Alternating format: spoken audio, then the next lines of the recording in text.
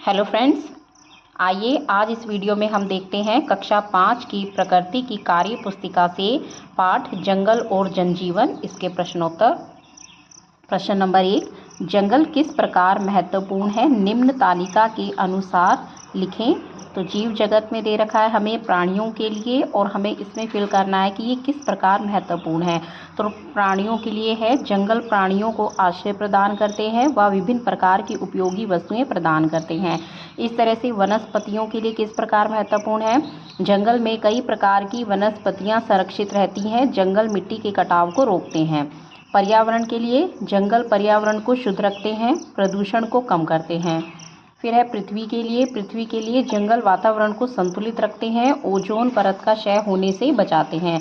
प्रश्न नंबर 2 दे रखा है, जंगलों से हमें क्या क्या प्राप्त होता है। तो इसका उत्तर लिखेंगे, जंगलों से हमें औषधि, फल फूल, इमारती लकड़ियाँ, ऑक्सीजन, विभिन्न व्यवसायों के लिए कच्चा माल आदि मिलता है। नेक्स्ट प्रश्न है, जंगल से हमें कौन कौन सी इमारती लकड़ियां प्राप्त होती हैं।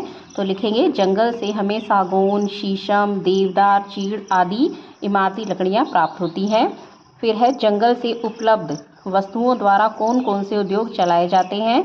उत्तर है, प्लाईवुड, काष्ठ, कागज, दिया सिलाई, कत्था, रेशम, रबड़, लाख, पत्तल, बीड़ी, औषधि आदि, ये सब उद्योग चलाए जाते हैं। नेक्स्ट है, निम्न में से कौन सा कथन गलत है, उसके सामने सही का चिन्ह लगाइए। तो इसमें हमें देखना है कि वाक्य में कौन सा गलत है, उस पर ठीक का निशान लगाना है। तो अ है, जंगल पर्यावरण और जल चक्र को प्रभावित करते हैं। तो जंगल में जानवर और पेड़ पौधे एक दूसरे पर निर्भर नहीं होते हैं, जंगल मिट्टी के कटाव को रोकते हैं, जंगल जानवरों के लिए आश्रय प्रदान करते हैं। तो इसमें जो ये ब वाक्य दिया गया है ये गलत है, तो इसी पे हमें ठीक का निशान लगाना है। अब देखते हैं नेक्स्ट पेज के प्रश्न उत्तर। प्रश्न नंबर 1 यहाँ दिया है, आदि मानव का प्रारंभिक जीवन कैसा था, नीचे दी गई सारणी के अनुसार लिखिए। तो कैसे चलते थे, आदि मानव कैसे चलते थे। तो इसमें लिखेंगे, बंदरों की भांति 4 पैरों पर।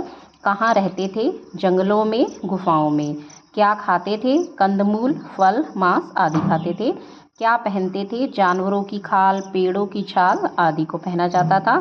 किन हथियारों का उपयोग करते थे, तो वो पत्थर के औजारों का प्रयोग करते थे। फिर है प्रश्न नंबर 2 में, आग की खोज कैसे हुई, आग की खोज से आदि मानव के जीवन में क्या क्या बदलाव आए। हम लिखेंगे, पेड़ों की डालियों के आपस में रगड़ने से चिंगारियां निकलने पर आग की खोज हुई।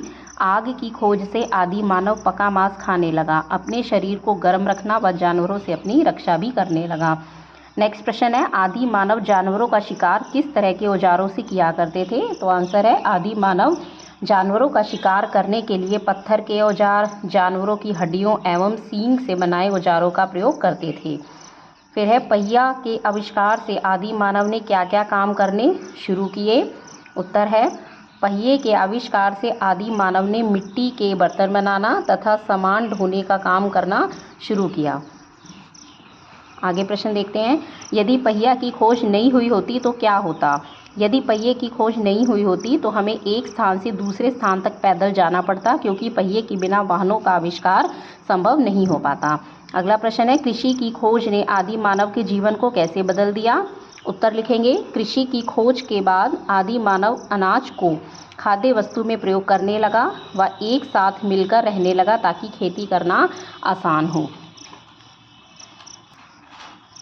नेक्स्ट प्रश्न है, नीचे दिए गए दोनों चित्रों को देखकर बताइए कि आदि मानव के जीवन शैली में क्या क्या परिवर्तन हुए। तो इस चित्र के माध्यम से हम ये देखते हैं कि आदि मानव जो थे वो गुफा में रहते थे और जानवरों का मांस खाते थे। तो इस तरह हम लिख देंगे, गुफा में रहना, जानवरों का मांस खाना। और इस चित्र के अनुसार इसमें दिखाई दे रहा है कि छोटे छोटे तंबू बने हैं, तो इसमें लिखेंगे, छोटे छोटे तंबुओं में रहना व कृषि करना। फिर है, आदिवासी किसे कहते हैं, आप आदिवासियों के बारे में क्या जानते हैं। जनसंख्या का एक छोटा हिस्सा जो जंगलों में निवास करता है उन्हें आदिवासी कहते हैं। इन लोगों का जीवन पूरी तरह से जंगल पर निर्भर करता है। अगला प्रश्न है, आदिवासी लोग किस प्रकार जंगल पर निर्भर होते हैं। तो उत्तर, वे अपनी दैनिक आवश्यकताओं की पूर्ति जंगल से मिलने वाले उत्पादों से करते हैं। फिर है प्रश्न, जंगल अधिकार नियम 2007 क्या है। तो आंसर में लिखेंगे, इसके अनुसार जो लोग कम से कम 25 साल से जंगल में रहे हैं उनका वहाँ के जंगल व वस्तुओं पर हक होता है या अधिकार होता है। प्रश्न नंबर 4 में जंगलों की कटाई ने आदिवासियों के जीवन को कैसे बदल दिया है? अपनी कक्षा में चर्चा करके लिखिए। जंगलों की कटाई के कारण आदिवासियों को अपनी दैनिक आवश्यकताओं की पूर्ति नहीं हो पाती, फलस्वरूप वे अपने घर, संस्कृति, कला, परंपरा आदि से दूर हो जाते हैं। नेक्स्ट प्रश्न है, जंगलों में पेड़ किन किन कारणों से काटे जाते हैं? निम्न में से सही विकल्पों को चुनिए व अन्य कारणों को आप लिखिए। तो हमें इसमें सही विकल्प चुनने हैं। तो सही विकल्प में आएगा खेती करने व मकान बनाने के लिए काटे जाते हैं, कारखानों व सड़कों के निर्माण के लिए, अपनी आवश्यकताओं की पूर्ति के लिए। और इसके अलावा और कौन से तरीके हैं जिसकी वजह से जो है या कौन से कारण हैं जिसकी वजह से पेड़ों को काटा जाता है? तो उसमें हम कुछ भरेंगे ईंधन प्राप्त करने के लिए, खनन व ड्रिलिंग उद्योगों के लिए, शहरीकरण को बढ़ावा देने के लिए, उद्योग धंधों के विस्तार के लिए। आगे है, नीचे दी गई तालिका में जंगलों के नष्ट होने के कारणों को लिखिए। तो इसमें हमें कुछ कारण दे रखे हैं, तो इसमें कुछ हमें बताना है कारण और मानव निर्मित कारण। तो दोनों कारणों को हमें अलग अलग बताना है। कुछ कारण में है जैसे बाढ़, आग लगना, मौसम बदलना। और मानव निर्मित कारणों में घर बनाना, फर्नीचर बनाना, कारखाना बनाना, कृषि कार्य। तो ये सब कारण है जिससे कि जंगलों को नष्ट किया जाता है। नेक्स्ट प्रश्न, जंगलों की भूमि का उपयोग नए कारखानों एवं घरों के निर्माण के लिए करना उचित है या नहीं? इसके बारे में आप अपने विचार लिखिए। तो हम लिखेंगे नहीं, नए कारखानों एवं घरों के निर्माण के लिए जंगलों की कटाई नहीं की जानी चाहिए। नेक्स्ट प्रश्न, यदि जंगल नष्ट हो जाए तो हमारे जीवन पर क्या प्रभाव पड़ेगा? निम्न में से सही विकल्पों को चुनिए। तो हम जब ये विकल्प पढ़ते हैं तो हमें ये सब सही लग रहे हैं कि सभी वनस्पतियां नष्ट हो जाएंगी, वायुमंडल में ऑक्सीजन गैस की मात्रा में कमी आ जाएगी, पशु पक्षियों के वास स्थान नहीं बचेंगे। तो इस तरह से ये सही विकल्प जो हैं ये सभी हैं, तो इसलिए हमने इसको लास्ट पे द भाग पे हमें इसे टिक कर देना है। नेक्स्ट प्रश्न, निम्नलिखित पर जंगलों की कटाई का प्रभाव किस प्रकार पड़ता है? अपनी कक्षा में चर्चा करके तालिका में भरिए। तो किस तरह से फर्क पड़ता है? जंगली जीवों पर, इन पर क्या प्रभाव पड़ता है? जंगली जीवों का आवास व खाना ये सब समाप्त हो जाते हैं। पर्यावरण पे क्या फर्क पड़ता है? पर्यावरण असंतुलित हो जाता है। पृथ्वी पे क्या हानिकारक प्रभाव पड़ता है? ओजोन परत का क्षय होने से पृथ्वी को हानि पहुंचती है। इसी तरह अगली पीढ़ी पर क्या फ़र्क पड़ेगा? अगर जंगलों की कटाई ज़्यादा से ज़्यादा होगी तो उन्हें शुद्ध वातावरण और जो जंगल से मिलने वाली उपयोगी वस्तुएं हैं वो सब नहीं मिल पाएंगी। जंगलों की कटाई से वहाँ की मिट्टी पर क्या प्रभाव पड़ता है? यह प्रश्न दिया है, तो इसमें लिखेंगे वहाँ की मिट्टी का कटाव होने लगता है, बाढ़ आदि आने पर मिट्टी जल्दी बह जाती है। आगे प्रश्न है, जंगलों की कटाई किस प्रकार वर्षा या बारिश को प्रभावित करती है? उत्तर, जंगलों की कटाई से वाष्पोत्सर्जन की मात्रा में कमी आती है जिससे वर्षा की मात्रा कम हो जाती है। अगला प्रश्न देखते हैं, वनों की कटाई से रेगिस्तान का निर्माण कैसे होता है, इसे समझाइए। तो वनों की कटाई से वर्षा की मात्रा और आवधिकता कम हो जाती है जिससे धीरे धीरे क्षेत्र एक रेगिस्तान में बदलने लगता है। अगला प्रश्न, आप अपने आसपास के क्षेत्रों को हरा भरा रखने के लिए किस प्रकार मदद कर सकते हैं?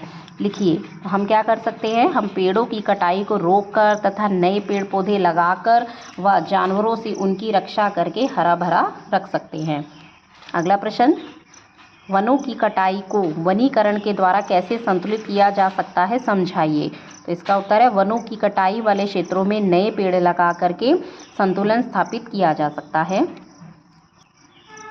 वनीकरण और पुनर्वनीकरण में क्या अंतर है? तो वनीकरण का अर्थ होता है ऐसे क्षेत्र में पेड़ लगाना जहाँ पे वन नहीं है, तथा पुनर्वनीकरण क्या होता है? वहाँ जहाँ कम पेड़ वाले क्षेत्र में वन लगाना, जहाँ पे पेड़ है लेकिन कम मात्रा में है तो उसका पुनर्वनीकरण किया जाता है। फिर सामाजिक वानिकी से आप क्या समझते हैं? इसका उत्तर है, वनों की रक्षा के लिए सरकार द्वारा चलाई गई योजना सामाजिक वानिकी है। जंगलों को बचाने के लिए कौन कौन से आंदोलन चलाए गए हैं? इसका उत्तर है, चिपको आंदोलन, विश्रोई आंदोलन, जंगल बचाओ आंदोलन, मैत्री आंदोलन। लास्ट प्रश्न है, वन महोत्सव क्या है? वनों को बचाने के लिए मनाए जाने वाला महोत्सव जिसमें पेड़ लगाने का कार्य किया जाता है। तो ये तो था कार्य पुस्तिका से पाठ नंबर 7 जंगल व जनजीवन। तो इसके सभी प्रश्नों का उत्तर आपने देखा। तो अगर आपको कार्य पुस्तिका के और पाठों के प्रश्नों के उत्तर चाहिए, पूरा संपूर्ण हल चाहिए, तो आप इस चैनल को सब्सक्राइब कर सकते हैं। Thank you.